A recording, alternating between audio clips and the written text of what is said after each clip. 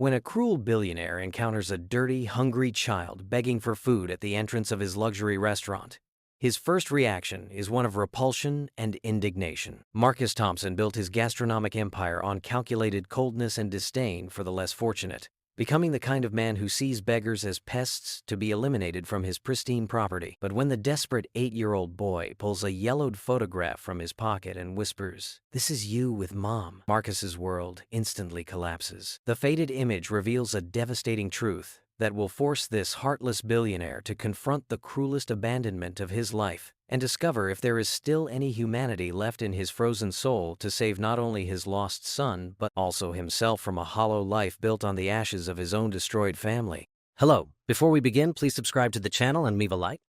At the end, please rate the story. I will be happy to respond to you in the comments. Now, let's get to the story. The October morning sun filtered through the tempered glass windows of the mansion in Lake Forest, casting golden rays over the Italian marble lining the entrance hall. Marcus Thompson descended the spiral staircase with measured steps, each movement calculated like a chess piece being placed on the board. At 45, he had carved out not only a gastronomic empire, but also a version of himself that dispensed with any trace of weakness or sentimentality. The aroma of special Colombian coffee imported directly and roasted under his personal supervision lingered in the air of the gourmet kitchen. Marcus adjusted the cuffs of his Italian shirt as he looked out the panoramic window at the perfectly trimmed gardens that stretched to the lake's edge. Every bush, every flower, every leaf was in its designated place, just like every aspect of his life. "Good morning, Mr. Thompson," murmured Helena, the housekeeper, lowering her eyes respectfully as she placed the porcelain cup on the mahogany table. Her hands trembled slightly, a detail not unnoticed by Marcus's sharp eyes. "The temperature is 2 degrees below what I asked for," he declared without even tasting the drink, his voice sharp as a blade. "How many times do I have to repeat that precision is everything, Helena, in life and in business?" The 60-year-old woman, who had worked in the house for 3 years, swallowed hard. Marcus could feel her discomfort spreading through the kitchen like a dense fog, and it pleased him in a way he preferred not to examine too deeply. "I'm sorry, sir. It won't happen again." "You're right, it won't happen again," he replied, picking up the Ferrari keys from the granite countertop. "Because if it happens again, you will be looking for a new job." The roar of the V12 engine echoed through the underground garage as Marcus maneuvered the blood-red vehicle through the mansion's circular driveway. The wheels screeched over the flawless asphalt as he headed toward Michigan Avenue, crossing the affluent suburbs where every property was a silent testament to American success. In the streets of Chicago, the morning traffic flowed like a predictable river of metal and glass. Marcus navigated between cars with the same calculating coolness he applied to business, changing lanes without signaling, cutting off other drivers with the certainty of someone who knew that the rules were for less important people. As he stopped at a red light, his eyes caught the image of a family crossing the street: a father, mother, and 2 small children, hands intertwined, laughter echoing even through the bulletproof glass of his car. For a moment, something strange and uncomfortable twisted in his chest, like an old scar being inadvertently touched. 8 years. The number surfaced in his mind uninvited, bringing with it fragments of images he had trained himself to keep buried. A kitchen table covered with overdue bills, tears he couldn't stop, pleading voices echoing through the thin walls of an apartment that smelled of despair. The light turned green, and Marcus pressed the accelerator with unnecessary force, leaving behind both the family and the unwanted memories. The roar of the engine muffled any echo of the past that still tried to sneak into his thoughts. The Thompson culinary empire rose majestically on Michigan Avenue, its glass and steel facades reflecting the autumn Chicago sky. Marcus had built his first restaurant 5 years ago, and since then the chain had expanded to 12 establishments spread across the city and suburbs. Each one was a temple dedicated to culinary perfection and, more importantly, to the ruthless generation of profit. Parking in his reserved spot, Marcus watched through the windshield the pedestrians walking along the sidewalk. Executives in their expensive suits, tourists carrying shopping bags, beggars discreetly kept away from the main entrance by security guards. All of them, in one way or another, served his purpose. The first as clients, the second as occasional sources of revenue, the third as reminders of what happened to those who failed to adapt to the relentless demands of the world. The uniformed doorman opened the establishment's door with a bow Marcus had learned to require and expect. The restaurant's interior was a study in controlled elegance. Check crystal chandeliers, French tapestries, polished oak tables separated by frosted glass partitions, ensuring privacy without claustrophobia. Mr. Thompson, the manager's voice, David Park, cut through the soft murmur of morning conversations. The 32-year-old man approached quickly, a tablet in hand and a barely disguised anxious expression on his face. "We have yesterday's reports ready for your review." Marcus gave a brief nod, his eyes already scanning the main room with the precision of a hawk searching for prey. Every moving waiter, every occupied table, every detail of the operation was absorbed and processed by a mind that had turned coldness into a lucrative art. As he always did during his morning inspections, Marcus felt the familiar weight of power on his shoulders, not the weight of responsibility, but the delicious weight of absolute control. Here in his territory, he was architect and god, creator and destroyer, the man who had risen from the ashes of a life he preferred to pretend had never existed. The morning inspection had proceeded with the mechanical efficiency to which Marcus had become accustomed over the years. Sales numbers reviewed, quality standards confirmed, employees duly intimidated, everything running like the well-oiled gears of a money-making machine. The Swiss wristwatch struck noon when he finally decided to go for lunch at one of his other establishments in the Loop. The October sun cast sharp shadows over the Michigan Avenue sidewalk as Marcus emerged from the air-conditioned interior of the restaurant. The contrast between the controlled environment of his establishment and the urban chaos of the street always irritated him. Too much noise, too many unforeseen variables, too many people who did not follow his carefully established rules. He was adjusting his Armani sunglasses when a small figure leaning against the restaurant's glass wall caught his attention. A Childa boy, by appearance, was sitting on the cold concrete floor, knees bent against his thin chest, watching with huge, dark eyes the customers entering and leaving the establishment. Marcus stopped abruptly, a wave of indignation boiling in his chest. The child could be no more than 8, maybe 9, but there was something in the way he huddled against the wall that suggested a disturbing familiarity with hunger and abandonment. The Clothesa gray t-shirt that had once been yellow, jeans ripped at the knees, sneakers worn through so you could see the dirty toes told, a story Marcus neither had interest in nor patience for. "Hey, you!" His voice cut through the air like a whip, making the child startle. "What the hell are you doing here?" The boy raised his eyes, and for a moment, Marcus could see the hunger in them, not just for food, but for hope, for kindness, for some sign of humanity in a world that had clearly shown itself stingy with all these things. The child tried to stand, swaying slightly, and Marcus noticed he was even thinner than he had initially imagined. "Sorry, sir." The boy's voice was a hoarse whisper, as if he wasn't used to using his vocal cords to defend himself. I was really hungry and I thought maybe someone could give me some food." "Food?" Marcus repeated the word as if it were a foreign and repulsive concept. "Do you think this is some kind of soup kitchen? You think you can just lean on my property and expect charity?" The boy stepped back, pressing himself harder against the wall. His small, dirty hands trembled slightly, but he didn't look away from Marcus's face. "I don't want to cause trouble, sir." I can work for food. I can clear tables, or wash dishes, or work." Marcus's laugh was harsh and humorless. "Look at you. You stink. You're dirty, probably full of diseases. You think I would allow a plague like you to touch anything in my restaurant?" The words came out of his mouth with a cruelty that seemed to feed on itself. Marcus could see their impact in the child's eyes, could see how each syllable was like a physical blow against that small body already so wounded by the world. And instead of awakening his compassion, it only intensified his rage. "You don't understand, do you?" Marcus stepped closer to the boy, his voice lowering to a dangerous tone. "People like you scare away my clients.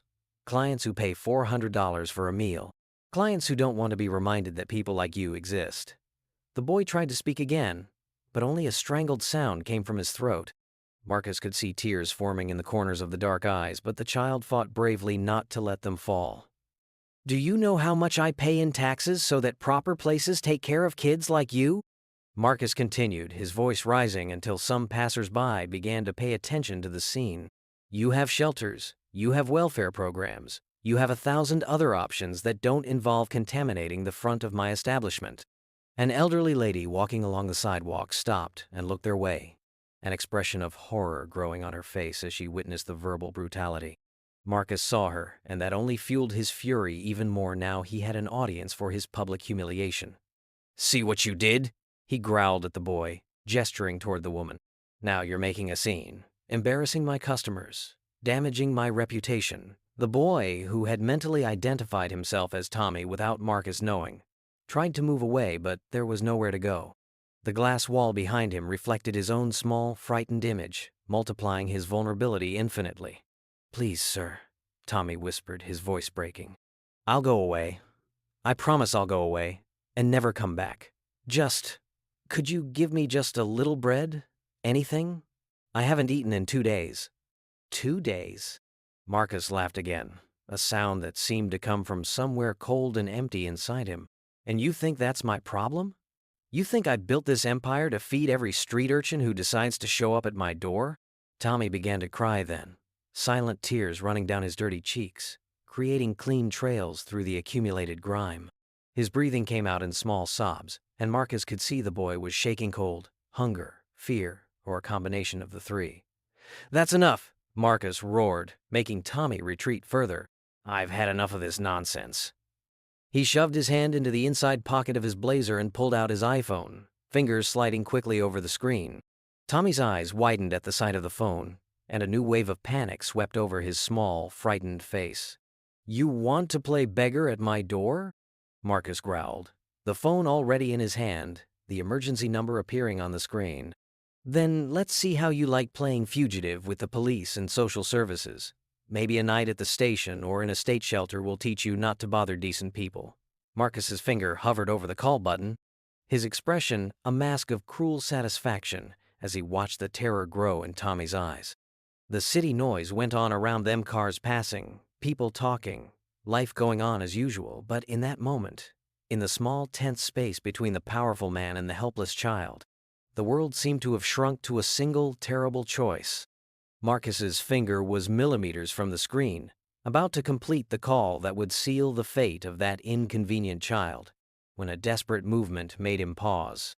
Tommy had shoved his trembling hand into the back pocket of his torn jeans, his small, dirty fingers urgently searching for something frantic. "Please, no!" Tommy's voice broke into a sharp sob as he struggled to pull something from his pocket. I can prove you know me." Marcus held the phone suspended, an expression of irritation and impatience crossing his face. What kind of pathetic trick was that child trying?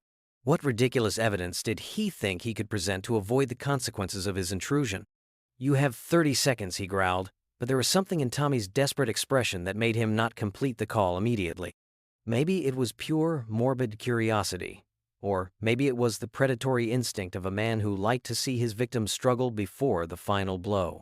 With violently trembling hands, Tommy finally managed to pull something from his pocket, a small rectangle of paper that seemed to have passed through many hands and many years. It was a photograph, yellowed at the edges, with deep creases suggesting it had been folded and unfolded countless times.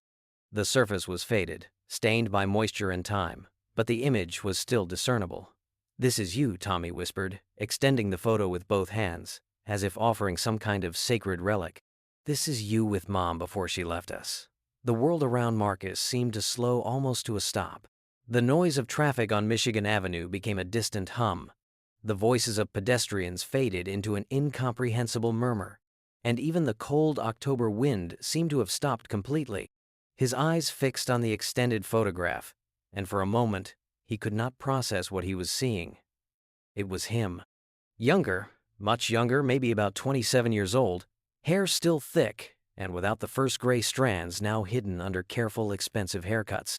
He was smiling in the photo, a genuine smile he hadn't seen on his own face in nearly a decade. And in his arms, pressed against his chest, was Sarah. Sarah. His Sarah. At least 7 months pregnant, with a round, prominent belly under the floral dress he remembered buying for her in a clearance sale at Kmart.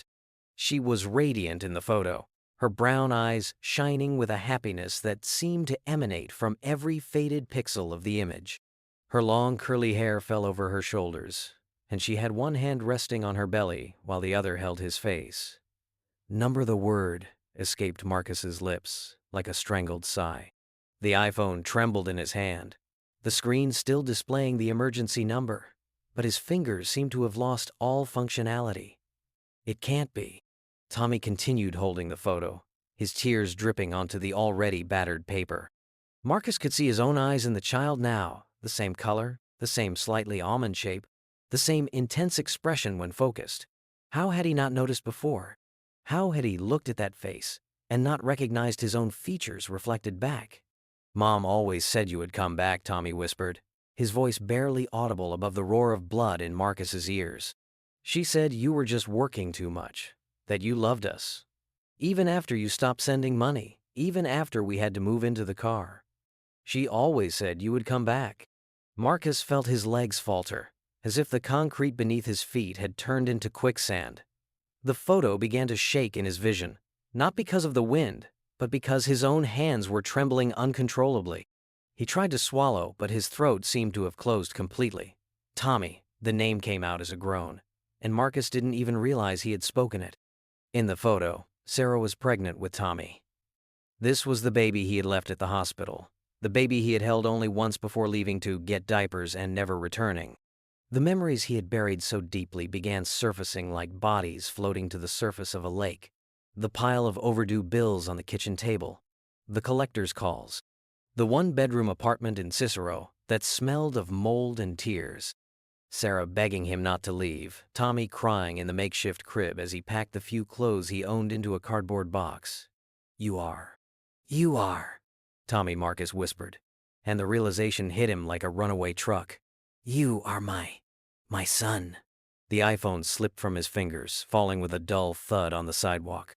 The screen cracked on impact, but neither Marcus nor Tommy paid attention. They were trapped in a moment of recognition that had been 8 years in the making, a moment capable of destroying all the walls Marcus had built around his new life. Marcus staggered backward, his legs finally giving way under the weight of the revelation. He leaned against the wall of his own restaurant, the cold glass against his back contrasting with the heat rising up his neck and face. His breathing became rapid and irregular, and he could taste the metallic flavor of panic on his tongue. Tommy still held the photo, watching the man who had been his father disintegrate before his eyes. There was no triumph in his expression, only a deep and ancient sadness that no child should have to carry. The world around Marcus began to spin, the colors of Michigan Avenue blending into a hazy fog as the past burst through the barriers he had so carefully built. The photo in Tommy's trembling hands became a portal, pulling him back through the years as if he were falling into a bottomless pit. September 2015, Chicago. The small restaurant, Sarah's Kitchen, buzzed with the dinner rush. Just 12 tables, peeling walls that they had painted together with cheap Home Depot paint. But the aroma of spices that Sarah lovingly blended turned that cramped space into something magical. Marcus ran between the kitchen and the dining room, sweat running down his forehead as he tried to keep up with the orders.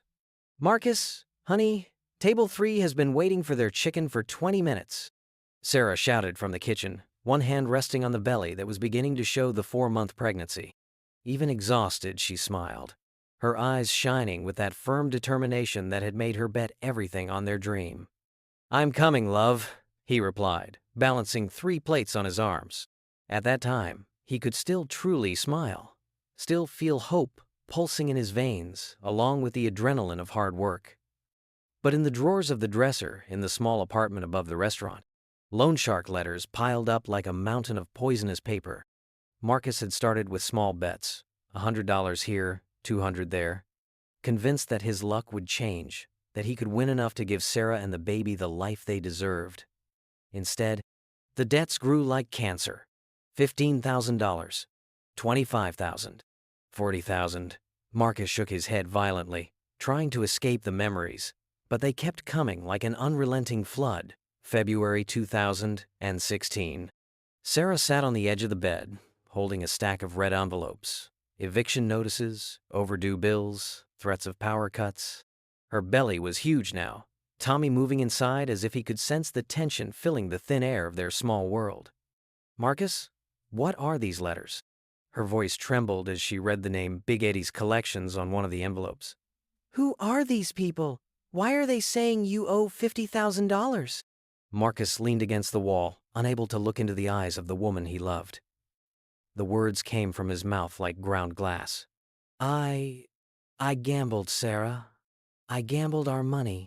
I gambled the restaurant's money, I thought. I thought I could get it all back. The sound that came from Sarah's throat was neither a scream nor a sob, but something in between. The sound of a heart breaking in real time. She held her belly with both hands, as if she could protect the baby from the devastation that was falling upon them. "How could you?" she whispered. "How could you bet our future? Bet our child's future?" Marcus's breathing was growing shorter and shorter. Passersby on Michigan Avenue began to look at him with curiosity and concern, but he barely managed to process them. Tommy was still there, holding the photo, watching his father unravel. March 2016, 2:34 a.m. Tommy had been born 3 days earlier. A small but healthy baby, with Marcus's dark eyes and Sarah's delicate nose. The apartment smelled of baby formula and despair. Sarah was sleeping, exhausted after the complicated birth, when Marcus heard heavy footsteps on the stairs. 3 men, Big Eddie in front, his fists the size of hams, a scar running from his left ear to his chin. Behind him, 2 henchmen who looked bored by the imminent violence. "Time's up, Marcus," Eddie whispered, his voice like gravel being crushed. "You have our money, or we have a problem." Marcus looked at the crib where Tommy slept, so small and fragile that it seemed impossible for something so perfect to exist in the brutal world he had created. Give me 1 more week. Please. "Just 1 week, and I'll have it all." Eddie laughed, a sound that carried no humor. "1 week? Boy, you don't even have 1 day. You pay now, or your pretty wife and your baby will find out how expensive the education I give debtors is." Tears began to run down Marcus's face, right there on the sidewalk of Michigan Avenue. In front of the restaurant he had built on the ashes of his destroyed family. Tommy took a hesitant step toward him, but Marcus still couldn't look at him. March 2016, 4:47 a.m. Marcus was in the dark kitchen, stuffing his few clothes into a cardboard suitcase. Tommy was crying in the next room, that incessant newborn cry that seemed to pierce directly through the heart. Sarah murmured soft words to soothe him, her voice hoarse from exhaustion. He had left a note on the kitchen table. "Sarah, forgive me. They will hurt you if I stay. It's better this way. I love you both more than life, but my love doesn't pay the debts I made. Take care of yourselves." At the apartment door, Marcus paused for a moment, hearing Sarah humming a lullaby to Tommy. It was a melody she had made up about a daddy who went to work every day to bring good things home. He never heard that singing voice again.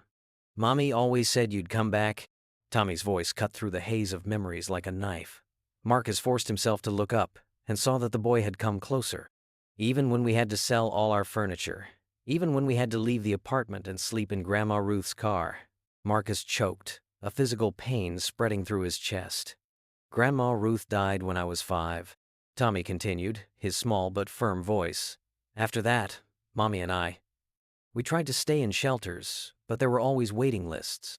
Mommy worked cleaning offices at night, and I stayed alone in the car.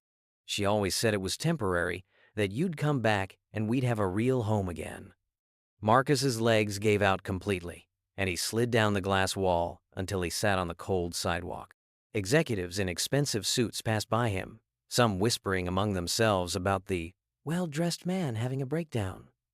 "Last winter, Mommy got very sick," Tommy went on, and Marcus could hear the tears in the boy's voice. "She coughed a lot and had a fever, but she didn't want to go to the hospital because we didn't have money. She said she'd get better, that she just needed rest." Marcus covered his face with his hands, but Tommy's words kept coming, relentless as a storm. "She died in April. Pneumonia," they said. "I tried to wake her for 2 days in the car before someone called the ambulance. After that, they put me in a temporary home, but I ran away. I didn't like it there. The other kids were cruel, and the adults, they didn't really care." Marcus took his hands from his face and looked at Tommy. Really looked at him for the first time. The boy was too thin, his clothes little more than rags, and there was a maturity in his eyes that no 8-year-old should have. But he still had Sarah's face, her delicate gestures, and that quiet stubbornness Marcus remembered loving in her. "I've been looking for you for 6 months," Tommy said, holding the photo against his chest. "I remembered your name, and someone told me you had restaurants. I've been to 5 different places before finding this one." The last thread of Marcus's connection to the reality he had built broke completely. There was his son, the baby he had once abandoned only briefly in his arms before going out to get diapers and never returning. The boy who had grown up fatherless, who had seen his mother die of a treatable disease, who had wandered the streets of Chicago searching for a man who had chosen to forget he existed. And Marcus had been about to call him a curse, had been about to call the police on him. The irony was so brutal, he almost vomited right there on the sidewalk. Marcus's world crumbled like a house of cards in the midst of a hurricane. His body, which had been disciplined and controlled for years, shook uncontrollably as he let himself slide down the glass wall until he was kneeling on the cold sidewalk of Michigan Avenue. People passed by, executives talking on cell phones, tourists carrying shopping bags. Life going on as usual, but for Marcus, nothing else existed except that small, frightened boy who was his son, Tommy. The word came out like a moan, loaded with 8 years of buried guilt. Marcus reached out his trembling hands toward the boy, but Tommy instinctively stepped back, pressing himself against the wall like a wounded animal. You're going to hurt me?" Tommy asked, his voice small and fragile. There was a deep distrust in his dark eyes, the distrust of a child who had learned the hard way that adults could be cruel, could lie, could simply disappear when things got difficult. Tears began to stream down Marcus's face, hot and salty, creating wet trails on his shaved cheeks. He didn't know he could still cry, like this cry with a shattered chest, with sobs coming from a place so deep he didn't even know existed inside him. "No, Tommy. No, my boy. I would never hurt you. He choked, trying to find words that could carry the weight of his anguish. "I am your father. It's me. It's me, in the photo." "You showed me the photo." Tommy gripped the yellowed picture tighter against his chest, as if it were a protective shield. His eyebrows knit in confusion, and Marcus realized with horror that the boy did not understand the connection. To Tommy, he was only the man in the photograph, a distant, mythical figure that his mother had turned into a legend, not a real flesh-and-blood person kneeling before him. "My dad left a long time ago," Tommy said, his voice heavy with a sadness no child should know. "Mom said he loved us, but had to work far away. She said he sent money, but I never saw money, and he never came back." The pain that pierced Marcus's chest was so intense he doubled over, clutching his arms around himself as if to hold his organs in place. Sarah had lied to protect Tommy, had created a fantasy to preserve the image of the father the child had never really known. And now Marcus was there, before the ruins of that gentle lie, forced to confront the brutal truth of his abandonment. "I know you don't understand," Marcus whispered, his voice breaking. "I know it doesn't make sense, but I am him, Tommy. I am the man who should have taken care of you. I am the man who failed you and your mother in every possible way." Tommy watched him with those huge, cautious eyes, trying to process the words. Marcus could see confusion blending with fear, hunger mingling with hesitant hope.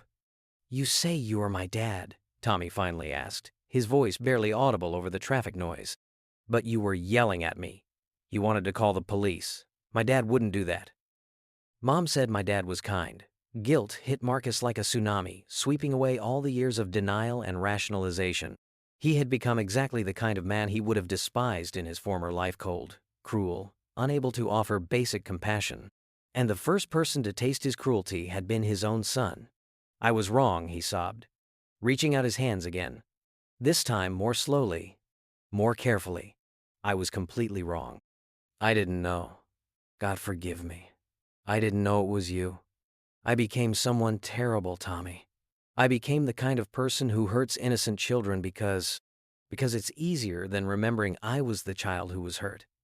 Tommy looked at the extended hands but did not move to touch them. Marcus could see the battle being fought on the small face, the desperate desire to believe, to finally have found the father he had searched for, wrestling with years of disappointment and abandonment. "Tell me about your mother," Marcus asked, his voice hoarse. Tell me about Sarah.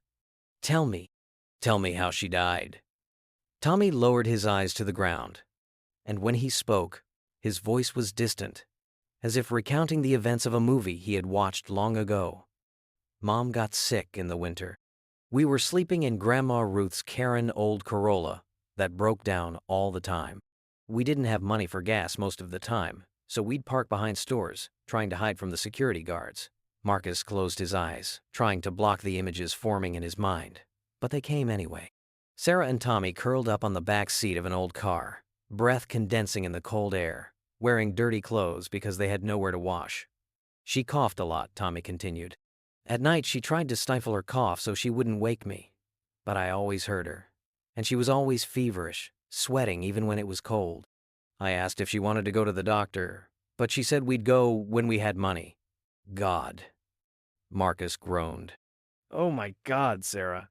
"She cleaned offices at night," Tommy said, and there was a small, painful pride in his voice. "She'd leave me locked in the car with some crackers and a bottle of water, and go to work. Sometimes she'd come back with leftovers from an office half a sandwich, or fruit that was about to spoil. She always gave me the best part, and said she had already eaten at work." Marcus knew Sarah never ate at work. He knew that woman, knew her generous heart, knew how she would always sacrifice herself to make sure Tommy had at least something in his stomach. The day she died, Tommy whispered, "She was coughing up blood. I was really scared, but she said it was only because of the cold, that it would get better. She hugged me tight and said she loved me. And then she just stopped breathing during the night." Marcus's tears now fell so rapidly that he didn't even try to wipe them away. Every word from Tommy was like a blade driven into his heart, cutting through all the years of denial and self-deception. "I tried to wake her for 2 days," Tommy continued, his voice growing smaller. "I shook her, talked to her, begged her to wake up. But she was cold and there was a bad smell. Finally, a woman passing through the parking lot heard me crying and called an ambulance." Marcus couldn't speak anymore. His throat was completely closed, as if someone was tightening a noose around his neck. The image of Tommy's baby, his son alone in a car with his mother's body for 2 days, was too unbearable to process. "After that, they took me to a place," Tommy said, "for orphaned kids. But the other kids were cruel in a way I can't explain. And the adults yelled a lot. So I ran away. I thought if I found you, maybe things would get better." Marcus reached out his hands again, and this time, Tommy did not pull back. The small, dirty fingers brushed against Marcus's palms, and the touch was like an electric shock running through his whole body. "Tommy, I am so sorry," he whispered, his voice broken. "I'm sorry for leaving. I'm sorry for not being there when you were born, when you learned to walk, when you started to talk. I'm sorry for not taking care of your mother when she was sick. I'm sorry for letting you both go hungry and cold while I built this selfish empire." Tommy looked at the restaurant behind Marcus, then back at his father's tear-streaked face. "Do you really have a lot of food in there?" he asked. And the simplicity of the question almost completely broke Marcus.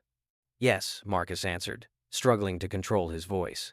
"As much food as you want. Anything you want. And not just today, Tommy. Every day. For the rest of your life, if you let me. If you let me try to be the father I should have been from the start." Tommy looked at the glass door of the restaurant, then back at Marcus. There was hope in his eyes now, mixed with fear and exhaustion. "Please," Marcus begged, standing up slowly, his legs still trembling. "Please, come in with me. Let me feed you properly. Let me start making up for 8 years of failure." Tommy hesitated for a long moment, holding the yellowed photo against his chest. Then, almost imperceptibly, he nodded. "Okay," he whispered. "But only because I'm really hungry." It was a start. It was more than Marcus deserved, and at the same time, much less than Tommy deserved. But it was a start. The familiar noise of the restaurant whispered conversations between executives, the discreet clinking of silver cutlery, the soft murmur of experienced waiters stopped abruptly when Marcus burst through the main door with Tommy at his side. David Park, the manager, looked up from the reports he was reviewing with a surprised expression that quickly turned to alarm upon seeing the state of his boss: disheveled clothes, tear-streaked face, red and wild eyes. "Mr. Thompson?" David approached hesitantly, noticing the small, dirty child hiding behind Marcus. "Is everything okay? Who is?" "Close the restaurant," Marcus interrupted, his voice coming out hoarse and rough. "Now, close everything!" David blinked, confused. "Sir? It's only 2 in the afternoon. We have reservations until 11 at night, and the mayor's table is scheduled for." "I said close it!" Marcus shouted, making Tommy jump and hide completely behind him. The outburst of anger made Marcus immediately realize his mistake, and he turned to Tommy with a horrified expression. Sorry, my boy. I wasn't yelling at you." The customers began murmuring among themselves, some rising from their tables with indignant expressions. A stylish middle-aged woman waved impatiently at David, clearly bothered by the interruption. "Mr. Thompson?" David tried again, his voice low and urgent.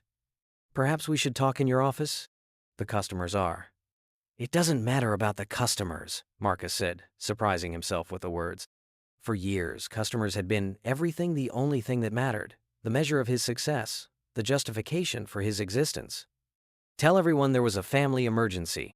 Refund all today's reservations. Cancel everything until further notice.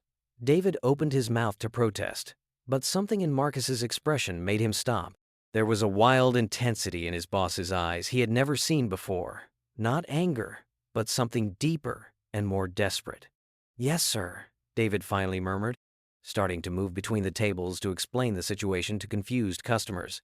Marcus knelt beside Tommy, placing a gentle hand on his small shoulder. The boy had started trembling, whether from cold, hunger, or sheer terror, Marcus did not know.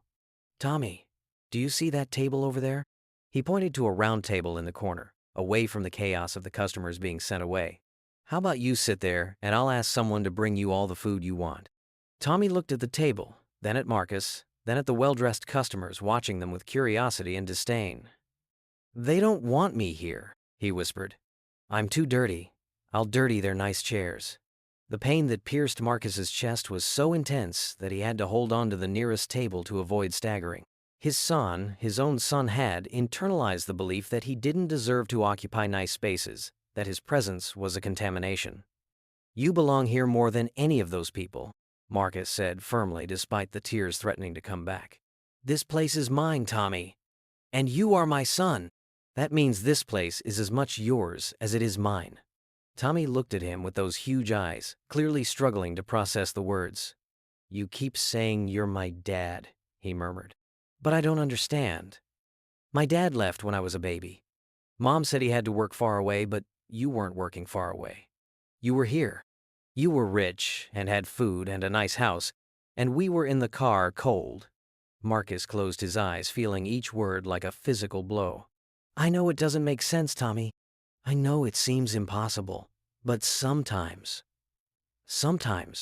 adults do terrible things because they are scared. I was very scared, and made a horrible choice that hurt you and your mom. And now, I need to spend the rest of my life trying to fix that." He guided Tommy to the table, pulling out a chair for the boy to sit. Tommy climbed up carefully, as if the chair were made of glass and could break at any moment. "Roberto," Marcus called to the kitchen. "Roberto, come here." The executive chef appeared moments later, wiping his hands on his white apron. Roberto Mendoza was a man in his 40s who had worked with Marcus since the second restaurant, a man who knew every mood and expectation of his demanding boss. "Yes, Mr. Thompson? I want you to prepare every type of food we have," Marcus said quickly. "Burgers, pizza, macaroni and cheese, roast chicken, French fries, ice cream, chocolate pie, everything a child would want to eat. And make it fast." Roberto looked at Tommy, sitting small in the big chair, his dirty hands folded on the polished oak table. "Of course, sir." 20 minutes. As Roberto returned to the kitchen, Marcus picked up his iPhone from the floor where it had fallen. The screen was cracked, but still worked. He started dialing quickly. "Cancel the 3 o'clock meeting," he said into the phone. "Cancel dinner with the investors. Cancel tomorrow's conference. Actually, cancel everything on my schedule for the next few months." Tommy watched him make the calls, clearly confused by the urgency and intensity of the situation. "Why are you canceling everything?" he asked when Marcus hung up. Marcus sat in the chair next to Tommy, turning to fully face him. Because for 8 years, I prioritized work over family. I prioritized money over people. I prioritized my own cowardice over doing the right thing. And as a result, I lost the first 8 years of your life. I'm not going to lose another single day. The food started arriving in waves. Steaming plates of macaroni and cheese, juicy burgers, golden fries, pieces of roast chicken falling off the bone. Tommy looked at the abundance with eyes that widened in pure disbelief. All this, all is for me? He asked, his voice barely audible. All for you, Marcus confirmed. Eat as much as you want, Tommy. Eat until you're really full, not just until the pain of hunger passes. Tommy started slowly, picking up a fry with trembling fingers. But when the flavor hit his tongue, salt and oil and that crisp perfection only a first-class restaurant could achieve, he began eating with a desperate voracity. Macaroni and cheese disappeared in big forkfuls. Chicken pieces were devoured to the bone. Burgers vanished in huge bites that made his cheeks balloon. Marcus watched silently, each bite a revelation of how hungry his son had been, how deep the deprivation he had suffered was. When Tommy finally slowed down, tears were rolling down his cheeks, not from sadness, but pure physical relief. Dr. Patel? Marcus was speaking on the phone again. This is Marcus Thompson. I need you to see a patient today. Now, actually, my son. He was malnourished and I need to make sure he's okay. An hour later, at Dr. Patel's private clinic on the Gold Coast, Tommy sat on an examination table, still wary but less tense after the abundant meal. The doctor, a kind man of Indian descent, with graying hair and rimless glass, examined Tommy with professional care. Severe malnutrition, he said quietly to Marcus, while Tommy flipped through a children's magazine on the other side of the room. Anemia, vitamin deficiencies, signs of chronic stress. He needs supplements, regular structured meals, and lots of patience. His body forgot how to process proper nutrition. How long? Marcus asked, voice tense. To be physically healthy? 6 months of proper care? To emotionally recover from the trauma? Doctor? Patel shook his head. Years, maybe, with good therapy and lots of love. As they drove back to Lake Forest late in the afternoon, Tommy was silent in the passenger seat of the Ferrari, watching the houses get bigger and more spaced out as they left the city behind. When Marcus finally parked at the circular driveway of his mansion, Tommy rolled down the window and looked up in amazement. You live here? He asked softly. We live here, Marcus gently corrected. This is your home now, Tommy. Tommy got out of the car slowly, his worn sneakers making noise on the stone driveway. He looked at the perfectly maintained gardens, the marble columns, the huge windows reflecting the golden sunset over the lake. It's so big, he whispered. What if I get lost? Marcus knelt beside him, placing a soft hand on his shoulder. Then I'll find you, he said simply. Always. No matter where you are, no matter what happens, I will find you.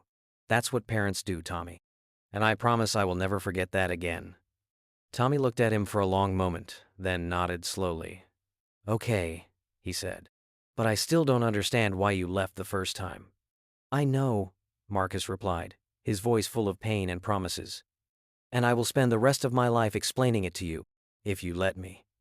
Together, father and son walked toward the house they would now have to learn to share, a man carrying 8 years of guilt and remorse, a child carrying 8 years of abandonment and hunger.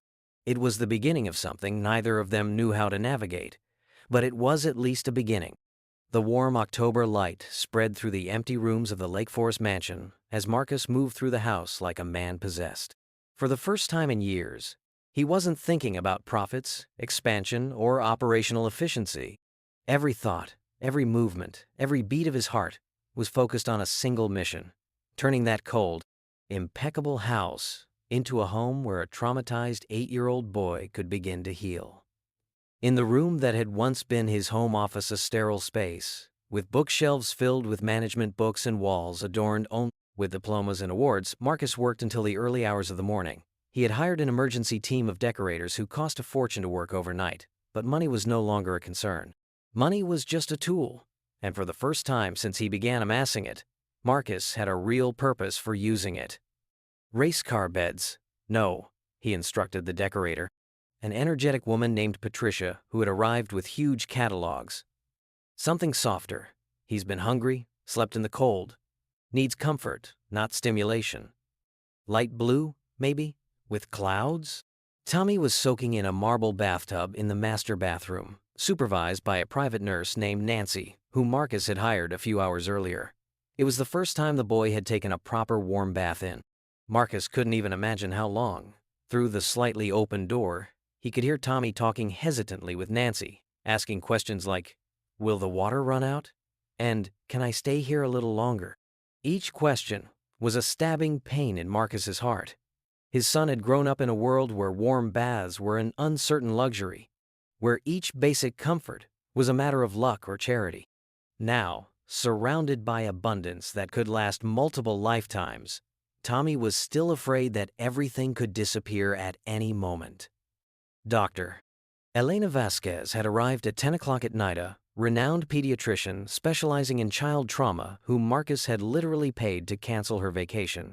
She had examined Tommy with a professional kindness that made Marcus feel like a brutal rookie in comparison. Physically, he will recover well with proper care, she had reported after the exam. But Marcus, you need to understand that malnutrition is only the visible part. This boy has lived in survival mode for years. Trust will be built slowly, very slowly.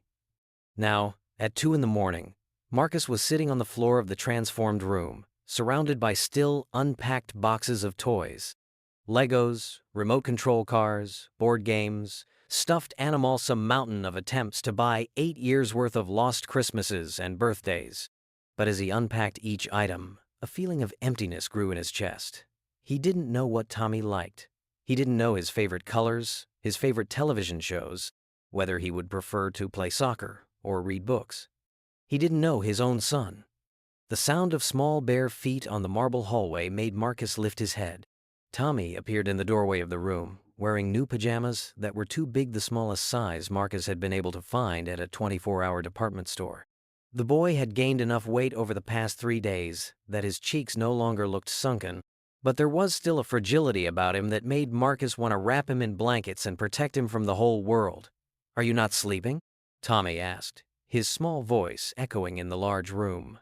"I wanted to make sure your room was perfect," Marcus answered, gesturing to the scattered toys. "Do you like any of this?" Tommy entered hesitantly, his eyes searching the treasures scattered on the floor. He knelt beside a set of Legos and touched the pieces with cautious fingers, as if they might disappear if he touched too hard. "Mom always said my dad would give me toys when he came back," he murmured, not looking at Marcus. "She said he was working a lot to buy nice things for me." Marcus's heart contracted painfully. "Your mom? She talked about me?"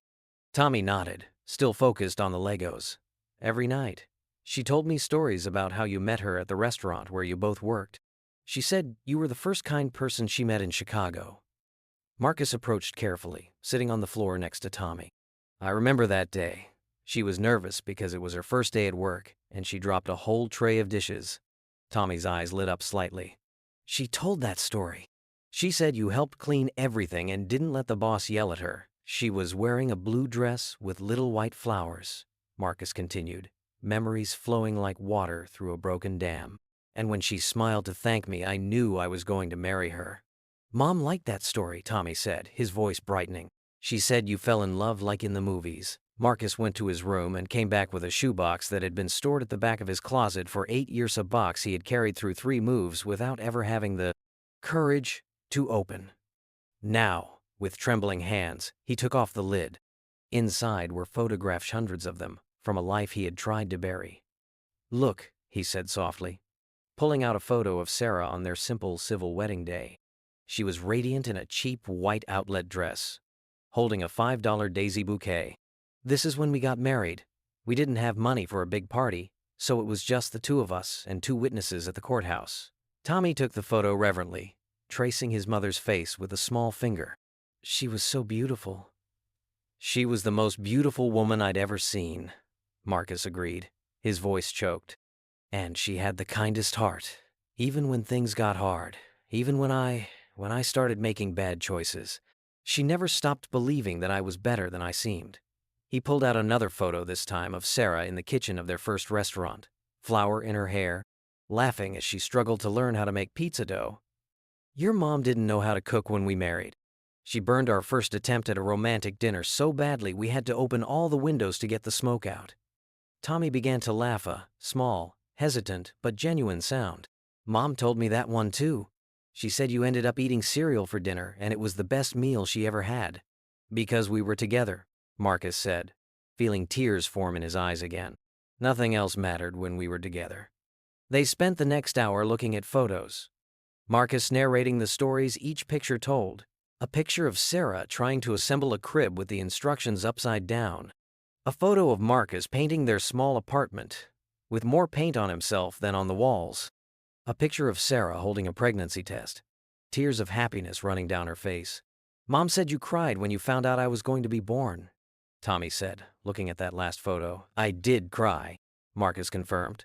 "I cried because I was too happy for words. I wanted to be the best father in the world for you, Tommy. I wanted to give you everything I never had as a child." "Then why did you leave?" The question came softly but cut the air like a blade. Tommy wasn't accusatory. There was genuine confusion in his voice, as if he was still trying to put together the pieces of a puzzle too complicated for his age.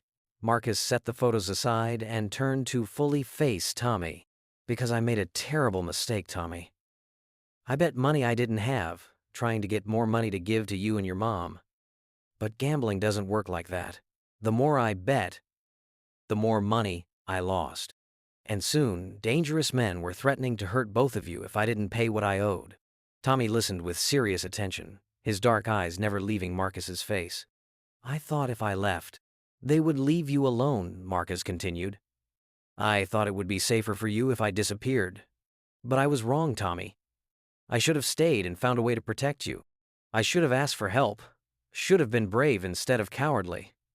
"Mom never said you were a coward," Tommy said quietly. "She always said you were brave and strong, and that you'd come back when you could."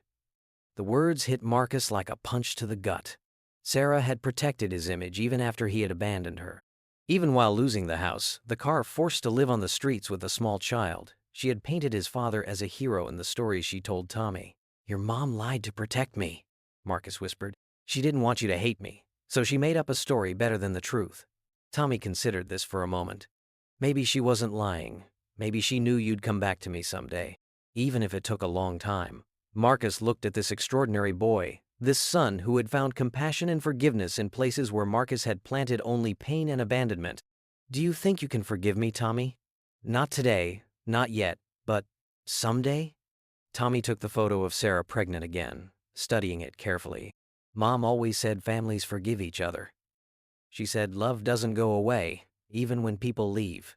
He paused, then looked directly into Marcus's eyes. "Are you really my dad?" "Yes," Marcus answered, his voice firm despite the tears. "I am your dad, Tommy. And I know I don't deserve it, but I would really like to be your dad again." Tommy was silent for a long moment, looking between the Madison and Associates private investigation office was located in a dark glass building in the Loop, where Marcus had hired the best investigators in Chicago to track every step of the life Sarah and Tommy had led after their departure.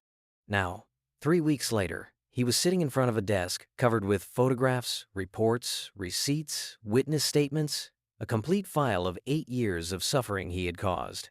Janet Madison, a former Chicago police detective with gray hair and eyes that had seen too much, was flipping through the final report with the efficiency of someone used to delivering bad news. "After you left, Sarah tried to keep the apartment for 3 more months, she said, her voice professional but not without compassion. She took 2 part-time jobs, night cleaning in offices and babysitting during the day. We managed to speak with some people who worked with her at the time." Marcus held a blurry photo taken by a security camera. Sarah pushing a cleaning cart down an empty hallway at 2 in the morning, visibly 8 months pregnant, leaning against the wall as if she could barely stand. "She was cleaning offices until 2 weeks before Tommy was born," Janet continued. "Coworkers said she was always hungry, always tired, but never complained. Apparently, she told everyone that her husband was working out of town and would send money soon." "Jesus Christ," Marcus whispered, tracing Sarah's face in the grainy photograph. She was 9 months pregnant, working overnight, and still defending me. I managed to locate the midwife who assisted with the birth, Janet said, turning a page. Tommy was born in the apartment because Sarah had no health insurance and couldn't afford the hospital. The midwife said it was one of the hardest births she had ever witnessed. Sarah was severely malnourished, anemic, exhausted, but she refused to go to the hospital even when complications started. Marcus closed his eyes, imagining Sarah alone, in pain, giving birth to her son in an apartment that smelled of despair and past due bills. And after Tommy was born, she managed to keep the apartment for another 2 months by selling everything valuable they had, Janet continued. I found receipts from thrift stores where she sold your wedding rings, the engagement ring, some small appliances, but it wasn't enough. In June, she was evicted. The next series of photographs showed Sarah leaving the building carrying baby Tommy in an improvised carrier, a cardboard suitcase in the other hand, with nowhere to go. At first, they slept at Ruth Morrison's house, Sarah's mother, Janet said. But Ruth was ill, living on Social Security benefits, and couldn't support 2 more people for long.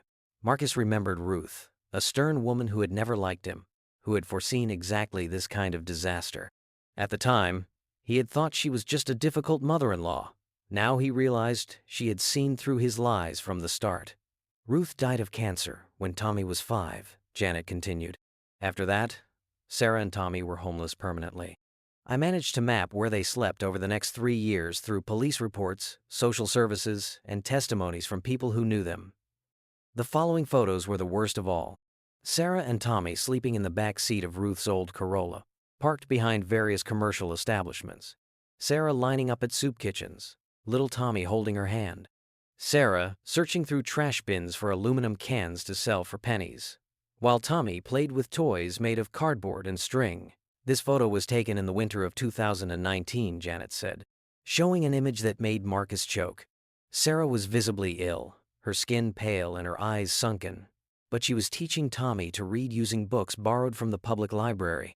Several people mentioned that no matter how desperate the situation got, Sarah always made sure Tommy kept learning. She took him to the library every day, helped him with homework even without a table to sit at. Marcus had to get up from the chair and go to the window, taking a deep breath as he watched the traffic below. That same winter, he was closing his 3rd restaurant, celebrating with $1,000 a bottle champagne. Meanwhile, the woman he had loved was dying slowly, educating her son in public libraries because it was the only warm place they could stay during the day. How did she die? He asked, his voice hoarse. Pneumonia, as Tommy said, Janet replied. But Marcus, she had been sick for months, coughing up blood, constant fever, dramatic weight loss, and she refused to go to the hospital because she had no insurance and knew she couldn't afford the treatment. She died because she didn't have money for a doctor, Marcus said. Not as a question, but as a condemnation of himself. Essentially, yes, a $50 course of antibiotics could have saved her life. Marcus returned to the desk and silently flipped through the remaining documents. Social services reports on Tommy after Sarah's death, descriptions of the temporary homes he had passed through, accounts of his escape, and the months he spent living on the streets of Chicago before finding Marcus. I want copies of everything, he said finally. And Janet, thank you. I know this couldn't have been easy to investigate. Marcus, she said as he was preparing to leave, for what it's worth, several people mentioned that Sarah never spoke ill of you, even in the worst times. Even when she was dying, she told Tommy that his father was a good man who would come back one day. Marcus nodded, unable to speak, and left the office carrying 8 years of evidence of his own cowardice. 2 weeks later, Marcus was standing in front of the apartment building in Cicero, where Sarah had given birth to Tommy. The building was in ruins now, cracked windows, graffiti covering the brick walls, a condemned sign nailed to the front door. He had visited every place Sarah and Tommy had lived, like a pilgrimage of penance. The parking lot behind Superfoods where they had slept in the car during the winter of 2020. The Elm Street Public Library where Sarah had taught Tommy to read. The soup kitchen on Harrison Avenue where they had lined up for hot meals. At each place, Marcus had spoken with people who remembered them. Maria, the librarian who always rescued picture books for Tommy. Father O'Malley, who ran the soup kitchen and remembered Sarah as the most dedicated mother I've ever met. Janet, the laundromat owner, where Sarah sometimes managed to wash their clothes in exchange for cleaning the machines. They all had the same thing to say. Sarah was an extraordinary mother in impossible circumstances, and Tommy was a special child who never lost hope that his father would return. Dr. Michael Reeves had a quiet office in Lincoln Park, with soft leather chairs and windows overlooking the lake. Marcus had initially resisted the idea of therapy. Businessmen who built empires didn't sit in offices talking about their feelings, but he had promised himself he would do whatever it took to be the father Tommy deserved. "You talk about guilt as if it's something you deserve to carry forever, Doctor," Reeves observed during a particularly difficult session. "But guilt is only useful if it motivates you to make changes. Otherwise, it's just disguised self-indulgence." "How can I not feel guilty?" Marcus asked. "My wife died of a treatable illness because I abandoned my family. My son spent years starving because I was too cowardly to face my debts. How do I move beyond this?" "You don't move beyond," Dr. Reeves said. "You move through. The difference is that moving beyond means forgetting, and moving through means integrating the experience and using it to build something better." Marcus had established the Sarah Morrison Foundation 3 days after finishing reading the investigation report. A $10 million fund dedicated to providing medical assistance, temporary housing, education, and meals for homeless children and their families in Chicago. Not because it would make him feel better, nothing ever would, but because it was the only way he could imagine honoring Sarah's memory and helping children like Tommy had been. At home in Lake Forest, Marcus was learning to be a father through trial and error, stumbling through simple routines other parents mastered instinctively. Tommy was patient with his mistakes. When Marcus burned the first breakfast he tried to make, when he bought the wrong size clothes, when he didn't know how to help with the homework the private tutor brought. "Dad," Tommy had said one morning when Marcus was struggling to braid the hair that had grown long during his weeks of nutritional recovery, "you don't have to try to be perfect. Mom always said the important thing was to try." It was moments like these that reminded Marcus that, despite everything, he had been blessed with an extraordinary son. It was almost midnight when Marcus heard screams coming from Tommy's room. He jumped out of bed and ran down the hall, finding the boy sitting on the king-size bed, sweaty and crying, clearly in the middle of a nightmare. "Mom!" Tommy was shouting. "Mom, wake up! Please, wake up!" Marcus sat on the edge of the bed, his hands hesitating in the air. He had read books on how to console traumatized children, had talked to Dr. Vasquez about nightmares and PTSD, but all the theory in the world didn't prepare you to see your son tormented by memories you had caused. "Tommy," he said softly. "Tommy, you are safe. You are home with me." Tommy's eyes opened, but for a moment he was still caught between dream and reality, looking at Marcus with confusion and terror. "She wasn't waking up," Tommy cried, throwing himself into Marcus's arms. "In the dream, she was cold like that day in the car, and I was trying to wake her, but she wasn't waking up." Marcus rapped.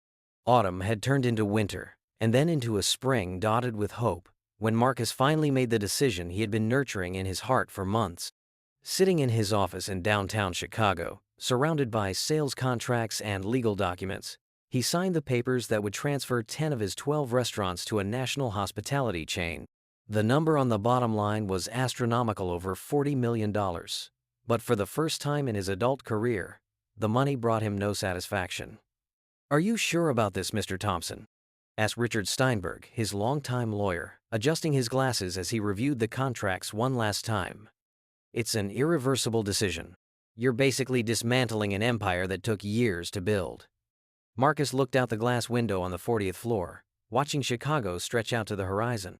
Down there, in the luxury apartment that had truly become home in recent months, Tommy was with Nancy doing his math homework, probably struggling with fractions while eating the chocolate cookies Isabel, the new cook, housekeeper, had made especially for him. "Richard," Marcus said, turning back to the documents, "I've spent the last 8 years building an empire, but no empire is worth anything if you don't have someone to share it with. I will keep the 2 most profitable restaurants to ensure financial stability for Tommy, but the rest will serve a much greater purpose." A week later, Marcus stood in front of Sarah's grave at Graceland Cemetery, Tommy beside him holding a bouquet of white daisies, the same flowers she had carried at her wedding. The headstone was simple, almost austere. Sarah Christina Morrison Thompson, 1988, 2022. Beloved mother. Marcus had offered to pay for something more elaborate, but Tommy insisted that his mother would have preferred simplicity. The boy had changed dramatically in the last 5 months. His face had filled out with genuine health, his eyes had lost that constant vigilance born of trauma, and he had grown at least 3 inches with proper nutrition and medical care. But the most remarkable change was emotionally smiled now, genuinely laughed, and had developed a quiet confidence that came from knowing he was safe and loved. "Mom," Tommy said softly, kneeling to place the daisies at the base of the headstone. "I brought Dad to meet you properly this time." Marcus knelt beside his son, his hands trembling slightly as he touched the cold stone. The words he had rehearsed for weeks vanished from his mind, leaving only the raw and devastating truth of his heart.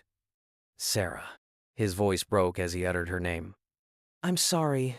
I'm sorry for leaving you alone when you needed me most. "I'm sorry for all the nights you stayed awake worrying about money while I was building a new life from the ashes of our family. I'm sorry for not being there when Tommy was born, when he took his first steps, said his first words, when he cried for a father who had abandoned him." Tears now streamed freely down his face, dripping onto the dark earth above the grave. "I'm sorry you died alone and afraid. I'm sorry you never saw the restaurants Tommy wanted to show me, never knew that I had achieved financial success. Because none of that mattered, Sarah.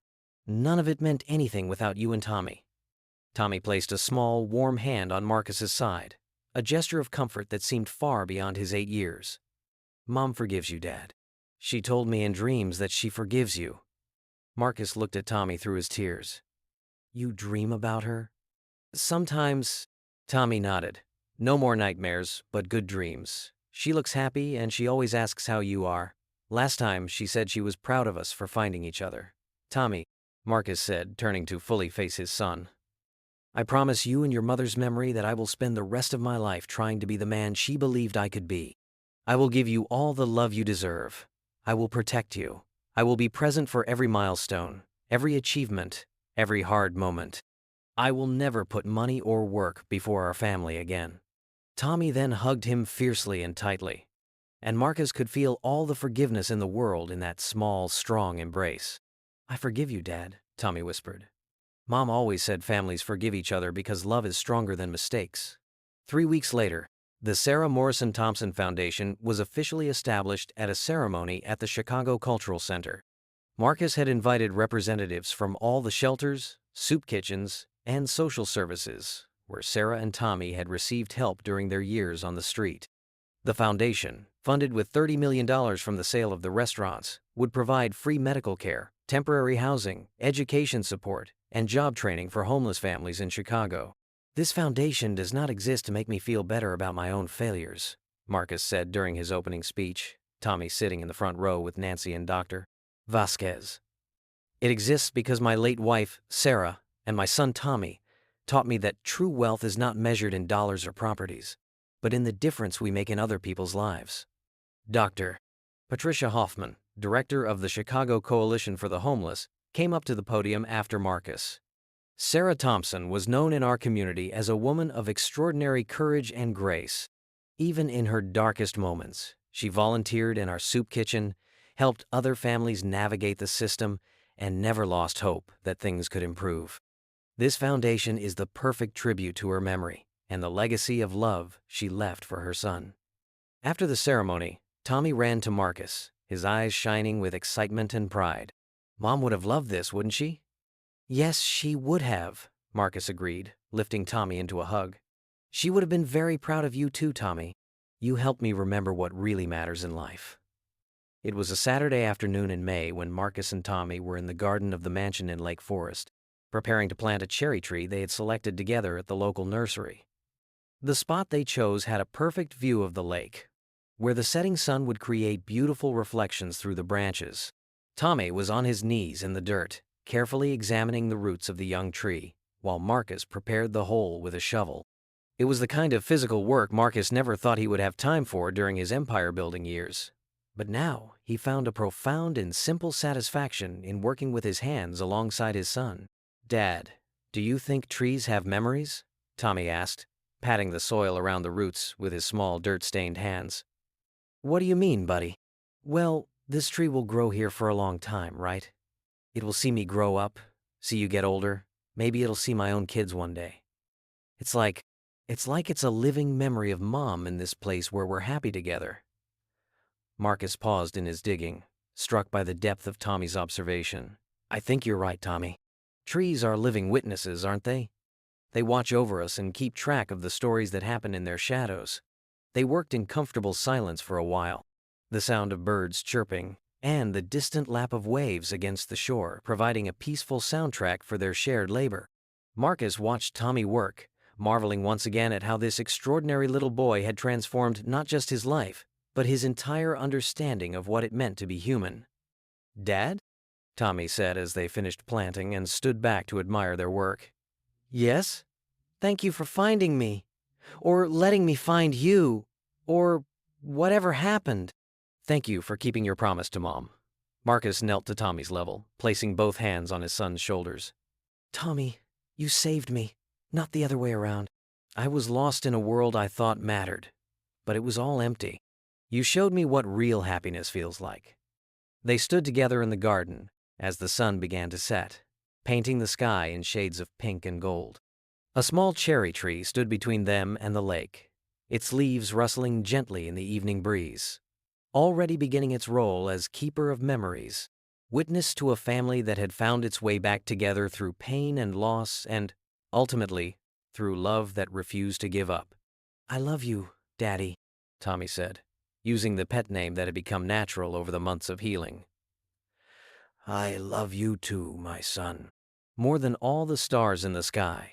As they walked back toward the house, Marcus realized that for the first time in 8 years, he felt truly rich. Not rich in money or possessions, but rich in a way that actually mattered, rich in love, rich in purpose, rich in a future filled with possibilities that he and Tommy would explore together. Behind them, a young cherry tree stood sentinel in the gathering dusk, already a guardian of promises kept and of a family reborn from the ashes of its own past. May 2025 painted Chicago with a golden palette that seemed to mirror the transformation that had occurred in Marcus Thompson's life. 2 years had passed since that devastating day on Michigan Avenue, when he almost called the police on the boy who would turn out to be his own son. Now, sitting in the bleachers of Lincoln Elementary School's soccer field, Marcus watched Tommy run across the grass with the boundless energy of a truly healthy and happy child. "Go, Tommy!" Marcus shouted, rising from the folding chair as his son dribbled past 2 defenders and kicked the ball toward the goal. "That's it, my boy." Tommy had grown tremendously, not just physically, though now, at 10 years old, he was tall for his age and had healthy muscles where once there was only skin and bones. The real change was in his confidence, in the way his eyes sparkled when he laughed with friends, in the way he ran without looking over his shoulder, sure that his father would always be there in the bleachers, always present, always proud. Elena Rodriguez sat beside Marcus, a clipboard on her lap where she jotted notes for the Foundation's weekly report. But her eyes were also on the game. At 35, Elena had the kind of beauty that came from genuine compassion brown hair that always escaped her ponytail when she leaned in to listen to a child in need. Eyes that had seen much human pain but still managed to find hope in every difficult situation. "He's playing really well," she commented, making a note about the after-school sports program the Foundation had implemented. "Remember when he first came here? So shy he could barely talk to other kids?" Marcus smiled, recalling those tough first months when Tommy had started at the private school.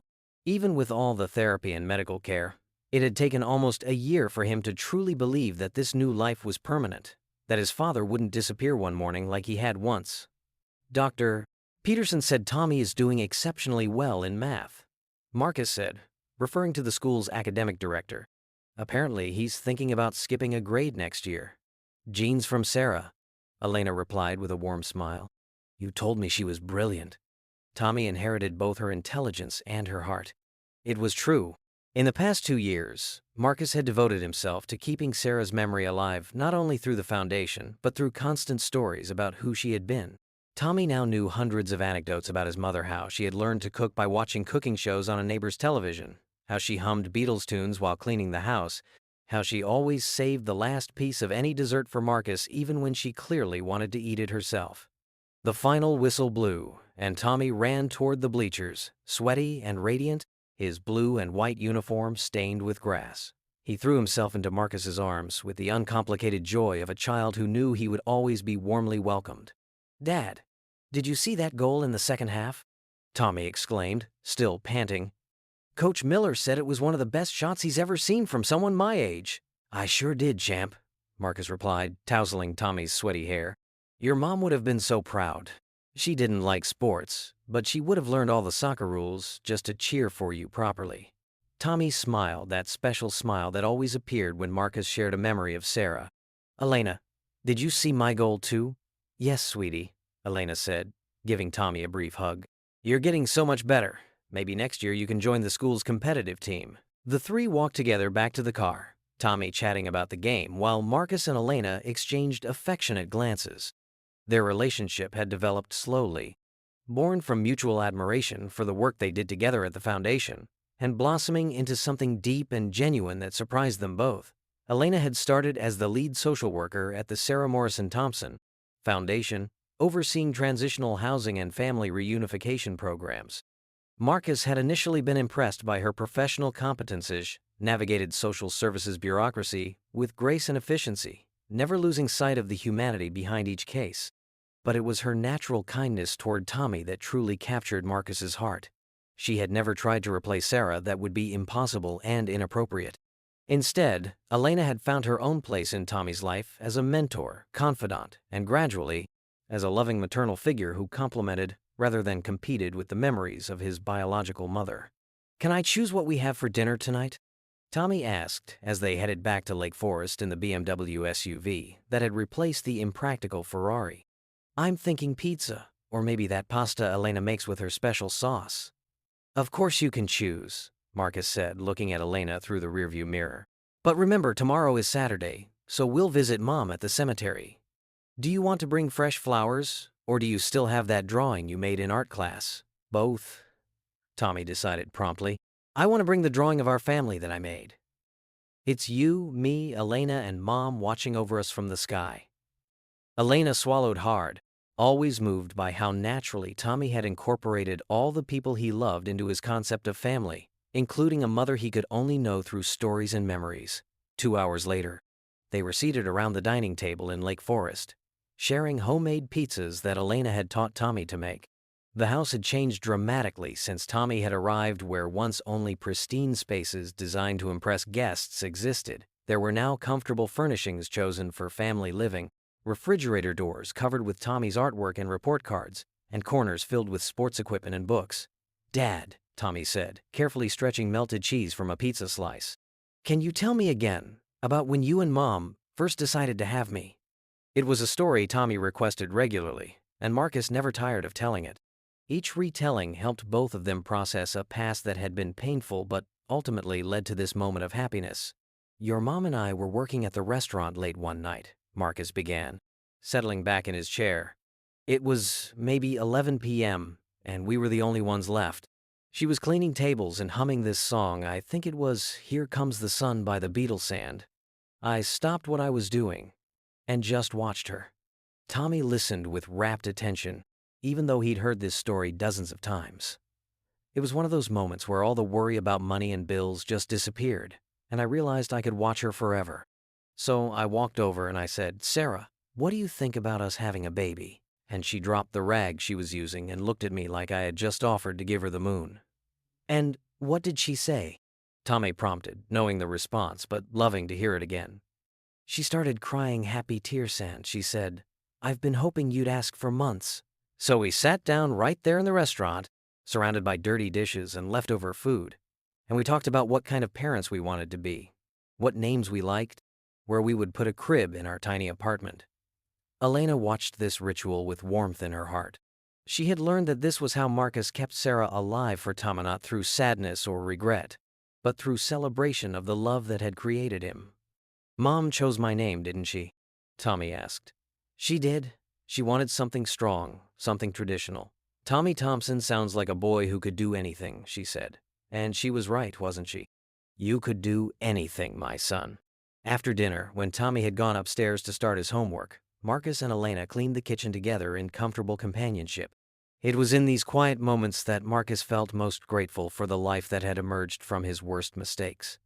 "A foundation report came today," Elena said, drying dishes as Marcus loaded the dishwasher. "We've helped 437 families find permanent housing since we opened, and a medical clinic served over 2,000 children last year alone." Marcus nodded, feeling a satisfaction completely different from the rush he once got from quarterly profit reports. Sarah would have loved to see this. She always said that if she could just help one family avoid what we went through, it would be worth all the pain. "She is seeing it," Elena said quietly.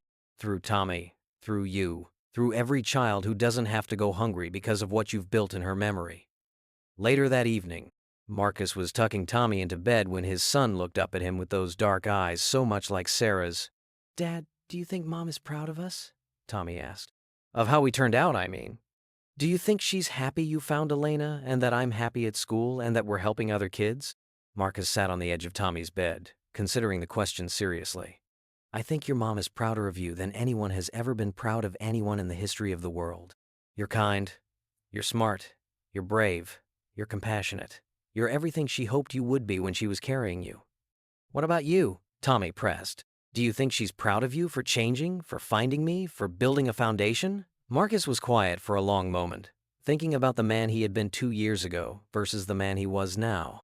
At first, Marcus had been successful by society's standards, but he had been empty, cruel, isolated by his own choices.